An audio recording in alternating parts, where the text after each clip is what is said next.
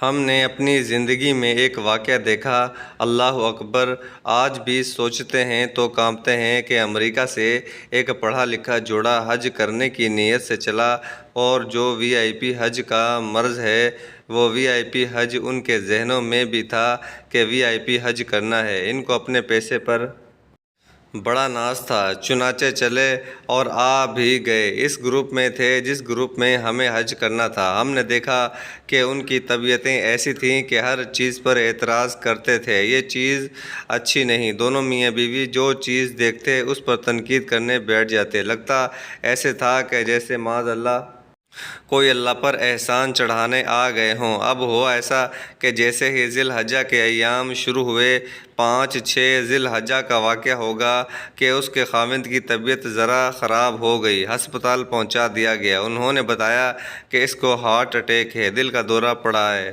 انہوں نے اس کو آئی سی یو میں رکھا تاکہ وہ دن آ گیا جب عرفات جانا تھا۔ تو یہاں کا ایک دستور ہے کہ جو لوگ حج کی نیت سے آئے ہوئے ہوں، ہسپتال والے ان کو اپنی ذمہ داری پر ایمبولینس کے اندر لے جاتے ہیں اور وقوف عرفہ کروا کر پھر واپس لاتے ہیں، اور ان کے ساتھ ڈاکٹر اور ساری میڈیکل ٹریٹمنٹ ہوتی ہے۔ یوں سمجھیں کہ ایک چھوٹا سا ہاسپٹل ان کے ساتھ ہوتا ہے تاکہ ان کا حج ہو جائے۔ تو انہوں نے اس کو کہا کہ یہ فارم بھر دو تاکہ ہم آپ کے حج کا انتظام کریں۔ خاوند صاحب کہنے لگے کہ نہیں، مجھے یہ فارم نہیں بھرنا۔ کیوں نہیں بھرنا؟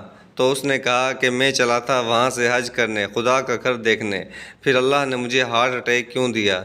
سوچ دیکھیے کہ میں تو اس کا گھر دیکھنے آیا تھا، اس نے کیوں مجھے دل کا دورہ دیا؟ لہٰذا مجھے اب عرفات نہیں جانا۔ ڈاکٹر منت کرتے رہے کہ دستخط کر دو تاکہ ہم آپ کو وقوف عرفات کروائیں۔ اس نے کہا نہیں۔ جب اس نے انکار کر دیا تو ڈاکٹروں نے اس کی بیوی سے کہا کہ آپ تو خیمہ میں ہیں، جو معلم ہیں اس کی عمارت میں ہیں، ایئر کنڈیشن کمرے میں ہیں، آپ دستخط کر دیں تاکہ ہم آپ کو وقوف عرفات کروا کر واپس لائیں۔ بیوی نے بھی کہا نہیں، مجھے بھی عرفات نہیں جانا۔ چنانچہ تمام لوگ وقوف عرفات کر کے آ گئے، لیکن نہ اس بیوی نے وقوف عرفہ کیا اور نہ ہی اس کے خاوند نے کیا، اور حج کیے بغیر بالآخر یہاں سے واپس چلے گئے۔ منزل بھی سامنے ہے اور توفیق چھن گئی۔ یہ منظر ہم نے اپنی آنکھوں سے دیکھا۔ جو مال کے ناز پر آتے ہیں، اللہ قریب لا کر ان کو محروم لوٹا دیتے ہیں۔ اسی لیے اس چیز کا تعلق اعمال کے ساتھ ہے، طلب کے ساتھ ہے۔ جتنی طلب ہوگی